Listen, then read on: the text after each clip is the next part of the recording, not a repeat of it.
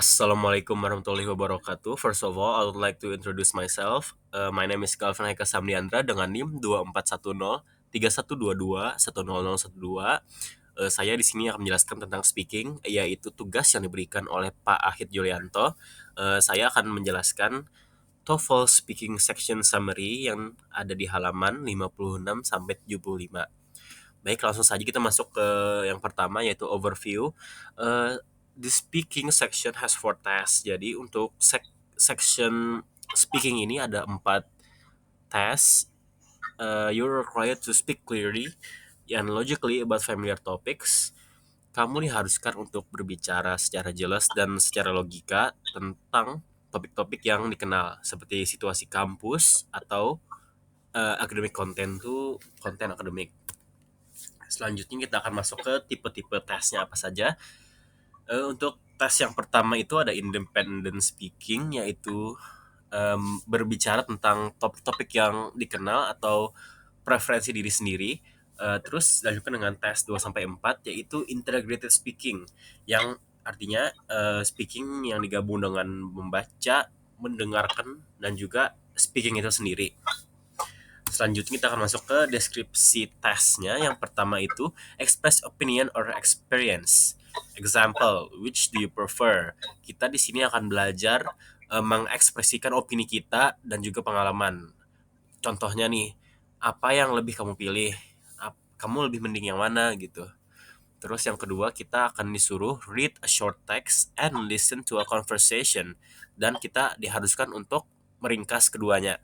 Kita akan diberikan short text yaitu teks yang pendek dan disuruh untuk mendengarkan sebuah percakapan dan akan disuruh meringkas.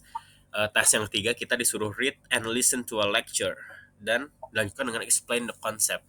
Kita akan membaca dan mendengarkan sebuah ceramah dan disuruh menjelaskan konsep isi ceramahnya itu gimana. Yang keempat dan terakhir kita akan listen to an academic lecture and we need to summarize the key points to it. Kita akan mendengarkan penceramah akademik seperti dosen dan kita akan disuruh meringkas kunci-kunci inti-inti pokoknya tuh apa. Selanjutnya untuk speaking sendiri tuh ada beberapa tips untuk sukses dan lancar. Yang pertama itu adalah use structure, yaitu kita harus sesuai prosedur. Yang pertama itu introduction dulu, terus alasan yang pertama dan alasan yang kedua isinya, dan diakhiri dengan conclusion atau penutup. Dan jangan lupa speak clearly, berbicara dengan jelas, don't rush, jangan terburu-buru dan menggunakan kata-kata atau ya kata-kata yang bertransisi. Jangan lupa untuk take notes while reading and listening, mencatat sambil membaca dan mendengarkan. Dan yang terakhir, practice with a timer to manage. Waktunya dapat 45 sampai 60 detik, yaitu melatih diri sendiri dengan speaking selama 45 sampai 60 detik. Nah, untuk beberapa kalimat atau phrases yang biasa digunakan orang tuh seperti I believe that, aku percaya bahwa titik-titik-titik, atau the reading states that, tulisannya mengkonklusikan according to the speaker, menurut pembicara, dan terakhir first of all, secondly, atau finally itu artinya pertama, kedua, dan terakhir. Ini salah satu contoh yang bisa digunakan dalam speaking biar speaking terdengar jelas dan berisi. Nah, ya seperti itu. Nah, untuk penilaian scoring speaking sendiri itu kita dapat menilai dengan delivery, yaitu dari delivery itu kita bisa menilai kejelasan, pelafalan, dan kelancaran seberapa lancar yang bicara itu, yang speaking itu.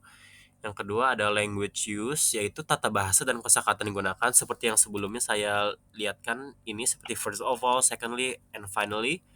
Yang terakhir ada topic development, seberapa baik kamu menjelaskan dan menyusun jawaban. Dari yang pertanyaan yang diberikan oleh audiens, kita harus menjawab secara baik dan secara logika dan secara prosedur. Baik, itu saja yang dapat saya sampaikan.